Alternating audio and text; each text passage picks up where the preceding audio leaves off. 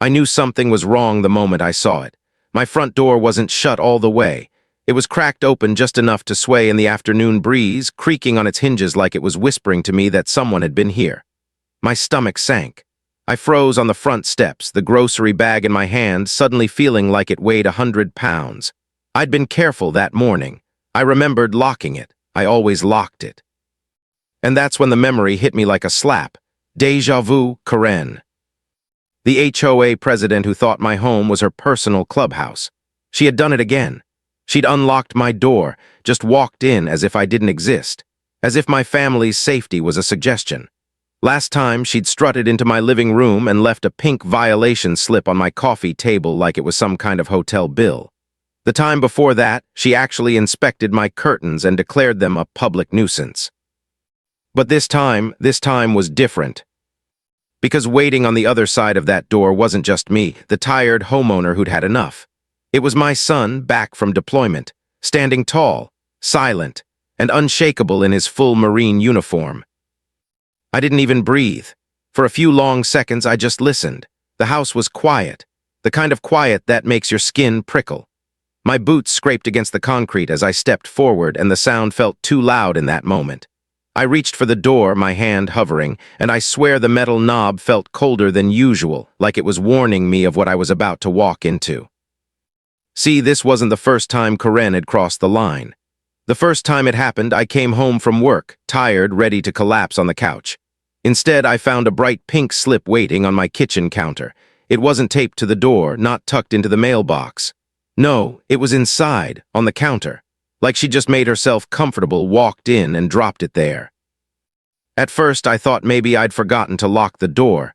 Maybe it was on me.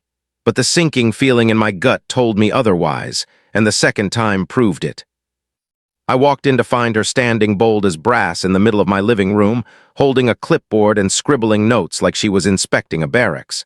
She had the nerve to tell me my curtains violated the community aesthetic. I asked her how she got in, and she didn't even hesitate.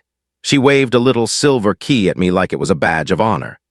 "The HOA has master keys for inspections," she said. Inspections? This wasn't an apartment complex. This wasn't some rental property. This was my home, my castle, my sanctuary. And yet here she was treating it like a motel she could check into whenever she pleased. After that, I started noticing the little things. A coffee mug moved half an inch. A stack of mail shuffled around, the faint smell of her perfume lingering in the hallway. My wife couldn't sleep. She jumped at every creak of the floorboards at night, whispering, "What if she's here? What if she's watching us right now?" I tried to fight back the right way. I filed complaints. I spoke up at board meetings. But who ran the board? Karen. Her and her loyal little circle of clipboard-carrying minions who nodded along to everything she said. Whenever I raised the issue, she'd smirk and tell me, "As long as you live here, the HOA reserves the right to ensure compliance. That includes entry if necessary." Entry if necessary. Necessary to criticize my throw pillows. Necessary to peek into my pantry. Necessary to terrify my wife. That afternoon, staring at my cracked-open door, I realized something. She wasn't just entitled. She believed she had authority, legal, moral, even divine. Like she'd been sent to protect property values with the power to barge into anyone's home whenever she wanted. And that's when I heard it, the faintest sound from inside, not her voice, not her heels, something heavier, a step. My son. For weeks I'd been living in fear, packing the kitchen like a caged animal, wondering when she'd strike again. But fate has a way of evening the scales, because that week my boy had come home. A Marine, disciplined, calm, stronger than I'd ever been. And the moment I told him what Karen had been doing, he didn't laugh, he didn't shrug. He looked me dead in the eye and said, "Dad, she won't get away with that again." So when that door creaked open, Karen didn't walk into a lonely man she could bully. She walked into a wall of authority she couldn't bend, couldn't threaten, and couldn't fine into silence. And though I didn't see it with my own eyes, I'll never forget the way my son later described the look on her face when she realized she was no longer in control. She thought she owned the room the moment she stepped in. Karen's heels clicked against my hardwood floor like a metronome of arrogance. The smell of her floral perfume floated ahead of her before she even spoke. She glanced around my living room like a queen inspecting her kingdom until her eyes landed on him. My son. There he stood, framed by the soft afternoon light seeping through the blinds, shoulders squared, chest out, every crease in his marine dress blues razor sharp. He didn't move, didn't flinch. His presence alone was enough to change the temperature of that room. Karen froze, her mouth parting just slightly. For the first time in years, she had walked into a space she didn't control. "Oh," she stammered, clutching her clipboard like it was a shield. "I was just performing a surprise compliance check." Her voice trembled, but her eyes flickered with that same old superiority. She wanted to believe she still had the upper hand. My son's words were steady, deep, carrying the weight of discipline. "Ma'am, you've unlawfully entered this private residence. You need to leave immediately." No raised voice, no anger, just authority. Karen's jaw tightened. She wasn't used to being told no. She straightened her red blazer, puffed out her chest, and snapped, "I'm the HOA president. I have authority here." But her words sounded weaker than usual, echoing in a room that no longer bowed to her. From outside, a gate creaked. Then the faint shuffle of footsteps. The neighbors had noticed. Curtains twitched.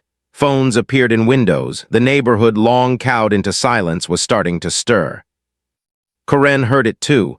You could see her shoulders stiffen, her chin lift higher, as if doubling down could erase the unease in her eyes. She took one step forward, heels clicking like gunfire. "I've been running this neighborhood for 15 years, she barked. "I decide what's acceptable. I decide what happens in this house. I decide." "Not in this house, you don't." My son's voice cut through her like steel, sharp, final, the kind of tone you don't argue with because it doesn't leave space for argument. Karen blinked, thrown off by the calm certainty in his voice. She opened her mouth, but the words caught in her throat. Then came another sound, the low murmur of neighbors gathering outside. A child's laugh, a camera shutter. And suddenly, Karen wasn't just facing a Marine in my living room. She was facing the slow collapse of the power she had clung to for years.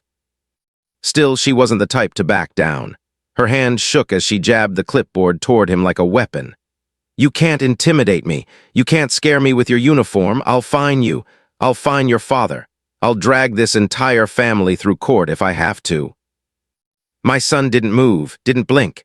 His calm was unnerving, an unshakable wall she couldn't climb. "Ma'am," he said, voice low and steady, "every step you take in this house right now is another count of trespassing. Leave before this gets worse for you." That was when the silence broke. A voice from outside called out, "It's his house, Karen." Another chimed in louder, "You've gone too far this time." Karen whipped her head toward the door, eyes flashing. But the neighbors weren't hiding anymore. They were watching, recording, whispering. The tide was turning and she could feel it.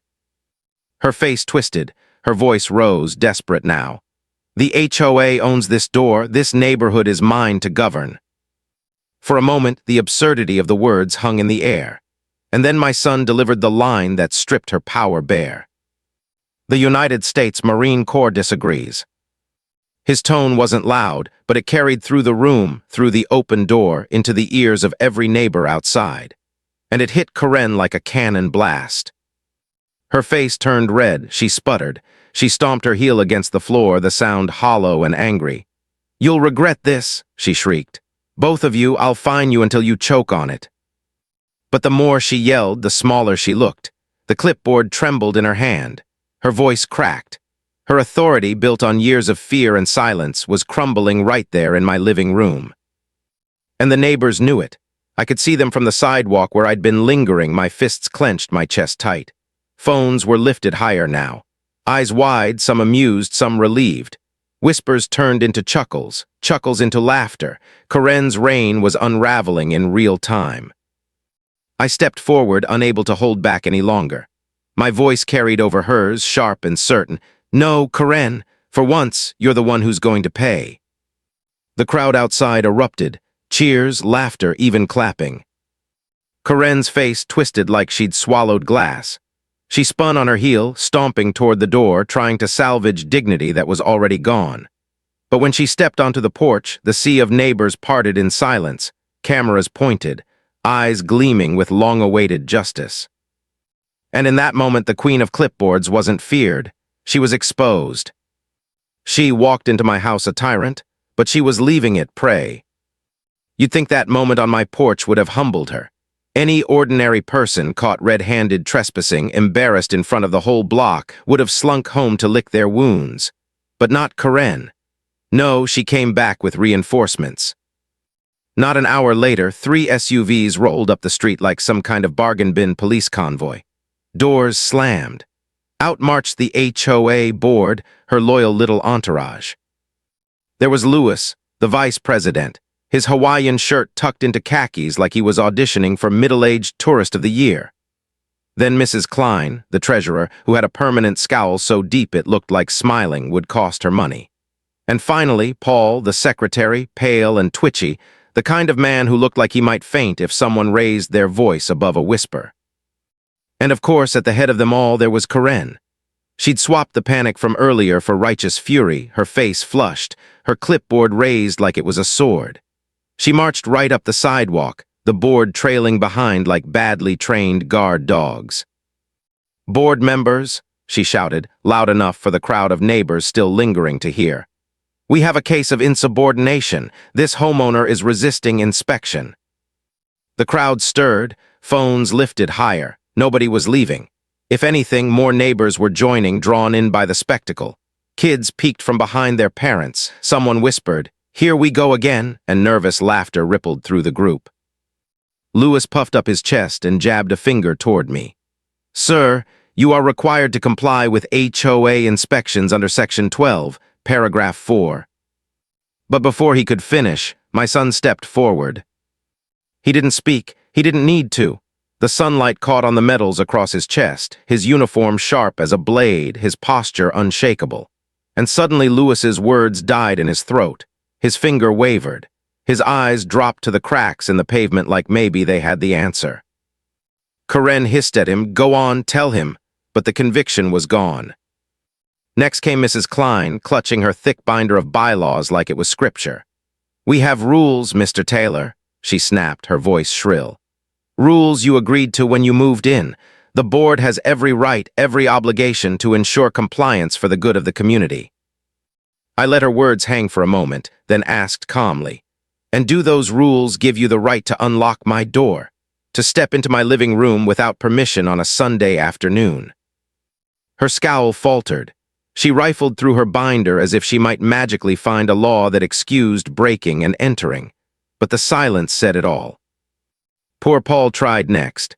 His voice trembled as he stammered, We just want what's best. Karen told us you were hostile and we thought." My son cut him off, his voice like a hammer.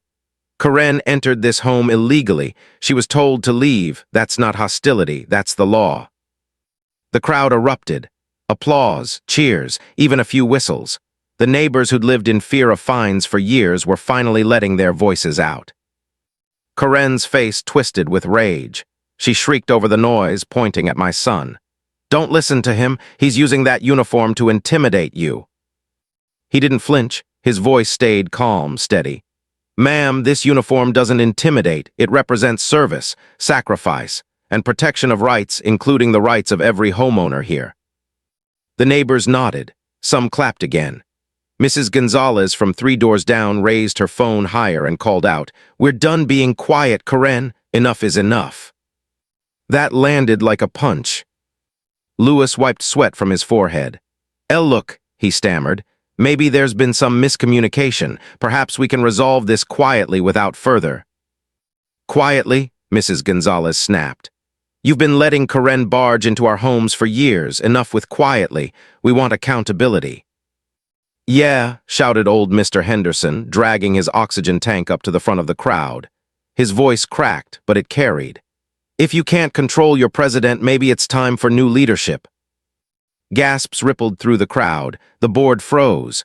Karen's eyes went wide. She looked at her team, but they avoided her gaze. The chant started low at first, hesitant. "Step down, step down." Then louder, stronger, a wave of voices pounding against her. Karen tried to scream over it. "This isn't over, you'll regret this. I am the HOA, I am the authority here." But her words were drowned out by the chant, by the laughter, by the rising tide of voices that no longer feared her. For the first time in years, Karen's kingdom wasn't just cracking, it was collapsing. And yet, as she stood there shaking, shrieking, clutching her clipboard like it was a shield against the truth, I knew this wasn't the end. Not yet. Bullies never walk away quietly, they always come back swinging. And Karen was about to swing harder than ever. She couldn't handle the chant, couldn't handle the laughter, couldn't handle the fact that, for the first time in her reign, she wasn't in control. So she did what bullies always do when the walls close in, she called for backup. Her phone was out before the board even shuffled off. She paced at the corner like a general retreating to regroup, one hand stabbing the air, the other pressing the phone hard to her ear.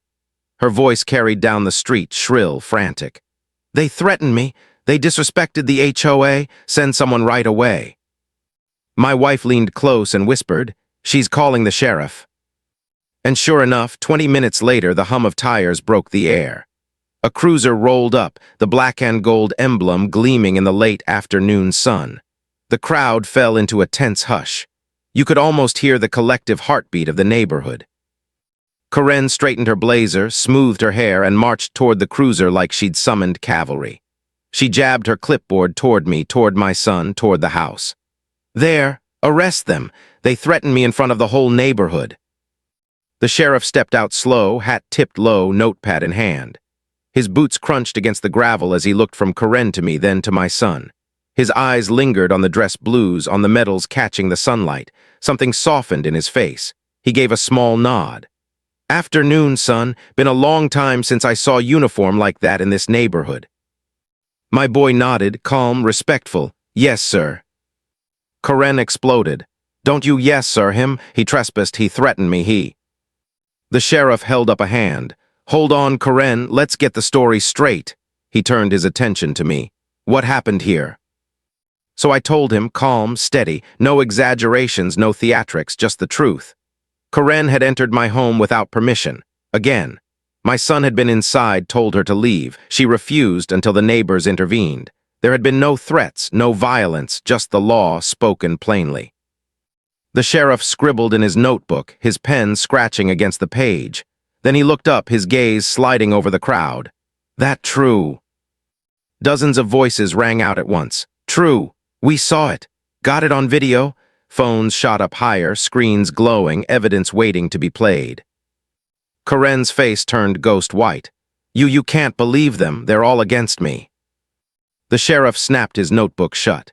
His voice was steady, but there was an edge to it now. "Karen, you know trespassing is a crime, right? Doesn't matter if you're HOA president or the mayor of this county. You walk into someone's home without permission, that's breaking the law." The crowd erupted, cheers, claps, even laughter from the back. My wife let out a breath I didn't know she'd been holding for months. Karen stammered, her words tumbling over themselves. But the bylaws." "Bylaws don't override state law," the sheriff cut in, his tone sharpened. "And state law says you crossed the line." Her jaw worked, but no sound came out. Her clipboard wavered in her grip. For once, the weapon she clung to so fiercely looked useless in her hands. The sheriff sighed, pinching the bridge of his nose. "What happens now is this: you get a formal warning. One more step like this, and I'll be writing you up for criminal trespass. And trust me, Karen, you do not want that on your record." Gasps rippled through the crowd. Karen's knees wobbled. Her lips moved soundlessly, opening and closing like a fish pulled out of water. She looked around desperately, searching for an ally, but found only the cold eyes of neighbors she'd fined, threatened, and bullied for years. Then, just when I thought the moment was over, my son spoke, calm as ever. His words carried like a hammer falling. "Sheriff, if I may add something." The sheriff raised an eyebrow. "Go ahead." My boy squared his shoulders. "I've already been in contact with a JAG attorney regarding HOA abuse cases. We've been collecting stories, families across the country who have been dealing with overreach like this. This isn't just about my father's house. This is about a pattern of intimidation, trespassing, abuse of power." The sheriff's pen froze above his notepad. The crowd leaned forward, eyes wide. Karen's face drained of the little color it had left. My son's voice didn't rise, but every word landed heavy. This incident won't stay in this neighborhood. It's being documented, forwarded, reviewed. The days of HOA presidents thinking they're above the law are numbered. For a heartbeat silence. Then a ripple ran through the crowd, smiles breaking out, murmurs of agreement. Someone muttered, "Finally." Someone else whispered, "About time someone stood up." Karen shook her head violently. "No, you can't do that. You don't have the authority." My son met her eyes, calm, unblinking. "Ma'am, I don't need the authority. I have the truth, and that's enough." The sheriff tipped his hat again, this time with a grin. "Sounds like you've got this handled, Marine. I'll file my report, but I think your neighborhood just found its backbone." The crowd erupted, cheering, applause. A few neighbors even clapped each other on the shoulders. Phones stayed high, capturing the moment Karen's empire cracked in broad daylight. Her clipboard slipped from her fingers, clattering on the pavement. For the first time, she didn't stoop to pick it up. She turned slowly, her head bowed, her strut gone, her heels clicking against the concrete with no power left in them. And for the first time in years, Karen walked away defeated. You'd think that warning from the sheriff would have been the end of it. A normal person, humiliated in front of an entire neighborhood, scolded by law enforcement, would have crawled back into their house and never shown their face again. But Karen wasn't built like that. No, she was too proud, too stubborn, too addicted to power. Even as the sheriff's cruiser pulled away, she stood on the corner of the street, jaw tight, her fists clenched at her sides. The neighbors lingered, talking in low voices, some laughing, some shaking their heads. Phones were still out. Karen glanced at them, her face twisting with rage. "This isn't over," she spat, her voice hoarse from shouting. "You'll regret this, all of you." But the words carried no weight anymore. They sounded thin, desperate, like a balloon deflating in slow motion. I stepped forward onto the porch, my son beside me, his uniform still gleaming in the fading sunlight.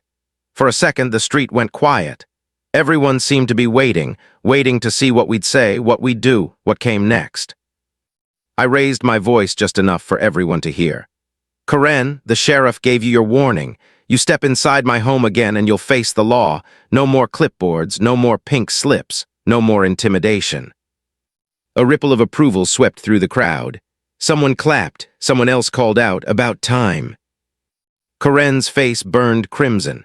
She opened her mouth like she wanted to shout something back, but then she saw the phones, dozens of them still pointed her way, recording every twitch of her face, every word she might regret later.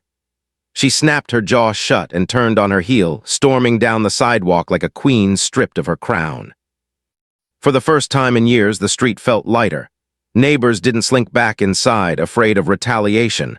They stayed, they talked, they laughed. You could feel the tension breaking, like a storm finally blowing itself out. But I knew better. I'd seen it before. Bullies don't just disappear, they regroup, they plot, they come back twice as nasty. And sure enough, the very next evening, Karen tried again. It wasn't with trespassing this time. She wasn't stupid enough to test the sheriff's warning so soon. No, she went back to the only weapon she thought she still had, her board. I heard them before I saw them. The low rumble of engines. 3 SUVs again, creeping up the street like a bad memory replaying itself. Out stepped Lewis, his shirt even louder than before, though he looked like he wanted to be anywhere else. Mrs. Klein followed, binder hugged tight against her chest, lips pinched so sharp they could cut glass. And Paul trailed last, pale as ever, wringing his hands like a schoolboy about to give a speech. Behind them came Karen, back in her red blazer, her chin high, her expression rehearsed. She looked less like a leader and more like someone clinging to a role they knew was slipping away. She marched right up the sidewalk, clipboard once again clutched like a sword. "Board members," she declared loudly, "we have a situation of insubordination. This homeowner continues to defy inspections and refuses to comply with community bylaws." Her voice echoed off the houses. Neighbors peeked from their porches, curtains, driveways. Phones rose instantly. Lewis cleared his throat, trying to sound official. "Mr. Taylor," he said, his voice wavering, "under Section 12, Paragraph 4, you are obligated." But he stopped when my son stepped forward. Same uniform, same unshakable posture. The air shifted. The neighbors leaned in, whispering. Louis swallowed hard, his eyes darting from the medals on my son's chest to the crowd behind him. His voice cracked. You are obligated to comply." His words trailed off. Karen shoved him forward. "Say it," she hissed. But Louis couldn't meet my son's eyes. He stepped back. Next came Mrs. Klein. She flipped open her binder like a preacher at the pulpit, pages fluttering in the breeze. "Bylaws clearly state," she began. I cut her off sharp. "Bylaws don't give you the right to unlock my door. They don't give you the right to terrify my wife. They don't give you the right to trespass in my home." Her lips pressed tight, her binder shook in her hands. And then timid little Paul tried, his voice trembling. We just want to keep the community safe, we thought." My son's voice thundered, firm but calm. "Karen entered this house illegally. She was told to leave. That's not hostility, that's trespassing, and every neighbor here saw it." The crowd erupted, applause, cheers, laughter. Karen spun on the board members, her eyes wild. "Don't just stand there, back me up." But their faces told the story. Louis looked ready to melt into the pavement. Mrs. Klein's scowl had cracked into something closer to fear. And Paul, he couldn't even look at her. That was when the voices from the crowd rose again. Mrs. Gonzalez shouted, "We're tired of this." Mr. Henderson wheezed, "If you can't control your president, maybe we'll get a new one." The chant started again, louder this time, stronger. "Step down, step down, step down." Phones shook as neighbors pumped their fists. Kids repeated the chant like it was a game.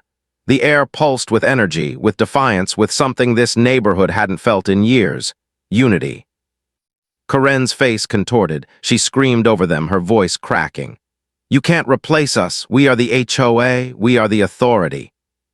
But the words fell flat. They didn't echo with power anymore. They echoed with desperation. And for the first time I saw it, the cracks in her armor weren't just cracks. They were fractures spreading fast.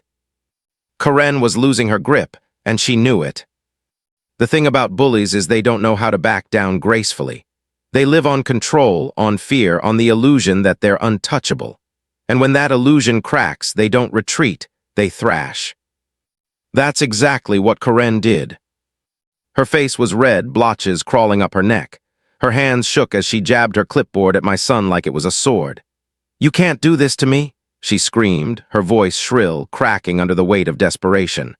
"I am the HOA, I own this neighborhood." The crowd laughed, actual laughter, a ripple that spread down the street, growing louder as more neighbors joined in. Someone muttered, "Not anymore, you don't," and another chimed in, "You've lost it, Karen." Karen spun in circles, eyes darting from phone to phone, face to face, looking for support that wasn't there. Her allies, the board, stood frozen behind her, sweat beading on Louis's forehead, Klein clutching her binder like it was a lifeline, Paul staring at the ground, pale as paper. She tried a new tactic. Her voice softened, her expression shifting into something sickly sweet. She plastered on a smile that fooled nobody. "Look," she said, her tone suddenly syrupy. "Maybe we've gotten off on the wrong foot. I was only trying to ensure compliance to keep the neighborhood beautiful. That's all. Surely you can understand that." But my son didn't blink. His voice was steady, flat, unyielding. "Ma'am, you violated the law. This isn't about beauty, it's about trespass." The word trespass landed like a slap. The neighbors erupted, murmurs, nods, even claps. Mrs. Gonzalez raised her phone higher and shouted, "Don't pretend this was the first time, Karen. You've been trespassing in our homes for years." Karen's head whipped toward her, eyes flashing. "That's not true. I've always had the best interest of this community at heart." The crowd laughed again, harder this time. Laughter, real mocking laughter, cut deeper than any fine she'd ever written. Her lips trembled, her chin quivered. She looked around, desperate, but saw only faces tired of her tyranny. My son tilted his head, calm as a stone wall. "With respect, ma'am," he said, his voice carrying above the noise, "no neighborhood is worth breaking the law. This isn't about trash cans or curtains. It's about you violating people's homes, their privacy, their dignity. That cut her down, you could see it in her eyes. For the first time, Karen wasn't feared, she was judged. She stumbled back a step, her heel wobbling on the edge of the porch. She gripped the railing, her knuckles white. Her clipboard sagged in her hand, trembling like a shield too heavy to hold. I stepped forward then, my voice carrying over the murmurs. Karen, you walked into my home without permission. You harassed my wife. You threatened my family. And now you're being told clearly, firmly to stop. If you don't, the sheriff will hear about it again, and next time it won't be a warning. She whipped her head toward me, eyes blazing. You wouldn't dare. I smiled, sharp as glass. Try me. The crowd roared, cheers, laughter, claps echoing down the street. Even my son's lips twitched, though he kept his composure. Karen cracked. She stamped her heel against the porch like a child throwing a tantrum. You'll regret this, she shrieked. All of you, I'll fine you so high you won't be able to breathe. And that was when old Mr. Henderson, oxygen tank hissing softly beside him, called out from the back of the crowd. You can't find dignity, Karen. The laughter that followed was deafening. Neighbors doubled over. Phones zoomed in. Karen's face flushed crimson. She opened her mouth, but no words came out. The chant began again, softer this time, mocking. Step down, step down. Karen's voice wavered. She tried one last desperate jab. I'll have you removed. I'll call the sheriff again. I'll have you all evicted. But the crowd wasn't buying it. Someone shouted, call him, we'll show him the videos. Another voice added, you're done, Karen. Her shoulders slumped. The clipboard slipped further in her grip. For once she looked small, not powerful, not feared, just small. My son's voice cut through the noise, calm, final. Ma'am, leave, now, and don't come back into this house. She hesitated. Her eyes darted again, desperate for backup that wasn't there. Tears welled, though she blinked them back furiously. Finally, she turned. Shoulders slumped. Head down. She stumbled down the porch steps like a dethroned monarch stripped of her crown. The crowd parted in silence, letting her walk through. Phones stayed high, capturing every step of her retreat. She muttered threats under her breath, but they were hollow, weak, meaningless. The sound of her heels faded into the distance, swallowed by the laughter and cheers of a neighborhood finally free. I stood beside my son on that porch, my chest swelling with pride. For years, Karen had ruled with fear, with fines, with clipboards and bylaws. But in one afternoon, it was all gone. Her kingdom had crumbled, and everyone had seen it. And for the first time in years, I felt something I'd almost forgotten, peace. But deep down, I knew it wasn't over. Not yet, because bullies never stop at their first defeat. They always find a way to crawl back. And Karen, she wasn't done crawling. I should have known she wouldn't quit. People like Karen don't walk away after one loss. They simmer. They stew. They plot their comeback, convinced the world still owes them obedience.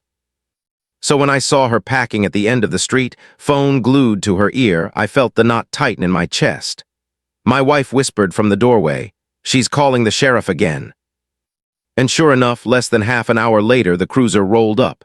Same sheriff, same calm stride as he stepped out, notepad in hand. The crowd hadn't scattered this time. If anything, more neighbors had gathered, hungry for the next chapter of the circus. Karen practically sprinted to him, her red blazer flapping like a flag of war. She pointed at me, at my son, at the porch. Her voice was sharp, high, frantic. Arrest them! They intimidated me. They threatened me in front of the whole neighborhood. The sheriff didn't even look at her at first. He tipped his hat at my boy. Evening, Marine. Yes, sir, my son replied, calm as ever. Karen nearly shrieked. Don't you salute him. He's the criminal here. He's using that uniform to scare us. The sheriff finally raised a hand, silencing her. His eyes moved to me. Tell me what happened. So I told him, again, calm, steady, with the neighbors nodding along like a choir behind me. Karen had entered my home. My son had asked her to leave. She refused until the neighbors intervened. Everything was recorded. When I finished, the sheriff turned to the crowd. That true. Dozens of voices rose at once. True. We saw it. Got the videos right here. Phones shot up again, glowing in the fading light. Karen's face went pale. Her jaw trembled. They're lying. They're all against me. The sheriff snapped his notebook shut. His tone was sharper this time, the patience gone. Karen, I warned you, trespassing is a crime. Bylaws don't change that. One more step inside someone's home without permission and you'll be charged. Do you understand me? Her mouth opened and closed, but no sound came out. She looked around for support, but the board members were shrinking into the background, avoiding her eyes. The crowd stood firm, their phones still aimed. And then my son spoke, his voice carrying like a drumbeat. Sheriff, if I may add something. The sheriff nodded. Go ahead. My boy took a breath, his gaze locked on Karen. I've already contacted a JAG attorney. We've been collecting reports from families across the country, stories of HOA presidents who overstep, who intimidate, who trespass. This won't just vanish into thin air. It's going forward. This neighborhood's story will be heard. Gasps rippled through the crowd. People turned to each other, whispering. Karen froze, her face draining of what little color remained. You can't do that, she sputtered. You don't have the authority. My son didn't blink, his voice stayed calm. I don't need authority, I have the truth. The sheriff grinned, tipping his hat. And that's more powerful than any bylaw. Karen's clipboard slipped from her fingers, clattering onto the pavement. She didn't pick it up. Couldn't. For the first time in her reign, her weapon looked worthless. She turned slowly, her strut gone, her head bowed. Her heels clicked against the sidewalk, hollow, empty. No shouts, no threats, no false authority, just silence. And for the first time in years, the queen of fines, the tyrant of clipboards, walked away defeated. The neighbors erupted, cheering, clapping, even hugging each other. Kids laughed, chanting her name like a joke instead of a threat. Phones captured every second. I stood beside my son on the porch, the weight of years lifting off my chest. For so long, Karen had ruled with fear. But now, with one warning from the sheriff and the truth spoken out loud, her empire had collapsed in plain sight. Still, I couldn't help the thought that crept into my mind as I watched her disappear down the street. Her shoulders slumped, her pride shattered. Bullies don't stop because they learn. They stop because they're forced to. And Karen had just been forced to stop. The strangest thing about peace is how loud it feels after years of chaos. The silence, the stillness, it almost rattles you. The very next morning, I stepped outside with a mug of coffee. The air was cool, the kind that carries a promise of change. For the first time in years, I didn't glance nervously toward Karen's house. I didn't expect her to appear with a clipboard, didn't tense at the sound of her heels. Instead, I heard something I hadn't noticed in a long time. Kids laughing, riding their bikes down the street without parents watching nervously from porches. A gate creaked open, not with dread, but with ease. The hum of sprinklers, the smell of fresh-cut grass, it all felt lighter. Karen's house sat dark, curtains drawn, her car still parked at an odd angle in the driveway. The woman who had once made this street feel like a prison had vanished into silence. And slowly, the neighborhood started to breathe again. Neighbors who used to avoid each other, afraid of being reported for talking too loud or leaving their trash bins out an extra hour, suddenly stood on sidewalks chatting. Mrs. Gonzalez brought over a plate of cookies for my wife. Mr. Henderson, leaning on his oxygen tank, cracked a joke so bad the kids actually groaned. Even Lewis from the board showed up later that week, his Hawaiian shirt still obnoxious but his tone softer. He admitted they'd let Karen run wild. He admitted they'd been cowards. And though I didn't forgive them fully, I respected the honesty. My wife looked lighter too. She moved through the house without that tension in her shoulders, without peeking through the blinds every time footsteps passed. She smiled more, laughed more. That alone felt like victory. But the one who carried it all with quiet strength was my son. He never bragged, never gloated, never claimed the moment for himself. He just stood tall, calm, steady. When neighbors thanked him, he nodded politely like it was nothing. But I saw it, the pride in his eyes, the way he'd finally shown everyone that the uniform wasn't just cloth and medals. It was a shield, a reminder of what respect really means. One evening, as the sun dipped low and painted the street in gold, I asked him, "Why didn't you yell at her? Why didn't you lose your temper after everything she did?" He looked at me quiet for a long moment. Then he said, Because dignity isn't loud, Dad, it's steady. It's refusing to let someone drag you down to their level. His words hit me harder than Karen's trespasses ever had. And I realized something. All these years, Karen had ruled not because she was powerful, but because we let her fear infect us. We gave her our silence. We gave her our obedience. And silence in the hands of a bully is fuel. But the moment one person stood firm, my son in that uniform, speaking calm, steady truth, it all crumbled. Her power wasn't real, it was borrowed from our fear. And once the fear was gone, so was she. The neighborhood didn't just survive Karen, it grew stronger without her. Looking back, I think about the sheriff's words, about my son's calm resolve, about the neighbors cheering as the clipboard slipped from Karen's hands. I think about how fragile tyranny is, how quickly it falls when faced with courage. And I wonder how many other neighborhoods are still living under their own Karens. How many families are still afraid to speak up, still living under rules that cross the line from community into control. Maybe one day they'll find their voice too. Maybe one day they'll stand on their porches and say, enough. Because sometimes the strongest act of defiance isn't shouting. It's standing tall. It's refusing to bow. Karen never came back to my door. She kept her curtains drawn, her car parked, her kingdom reduced to silence. Eventually, the board voted her out. No drama, no spectacle, just paperwork filed, signatures signed. Her reign ended not with another outburst, but with quiet dismissal. And on that day, as the news spread down the block, kids rode their bikes past her house and laughed louder than ever. The neighbors gathered in the street with barbecues and folding chairs. Someone cranked up music, and for the first time in years, it felt like a neighborhood, not a battlefield.